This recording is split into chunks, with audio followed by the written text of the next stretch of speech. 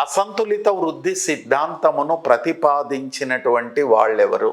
హర్ష్మన్. Who proposed the unbalanced growth strategy? Hirschman. అసంతులిత వృద్ధి సిద్ధాంతమును సమర్థించిన ఆర్థికవేత్తలు, which economists supported the unbalanced growth strategy? They are Hirschman, Paul Stratton, Singer, Kurihara. సంతులిత వృద్ధి సిద్ధాంతానికి హర్ష్మన్ ప్రత్యామ్నాయముగా ఎలాంటి సిద్ధాంతమును ప్రతిపాదించినాడు? అసంతులిత వృద్ధి సిద్ధాంతము. The economist like Hirschman which alternative strategy proposed to balanced growth strategy, unbalanced growth strategy.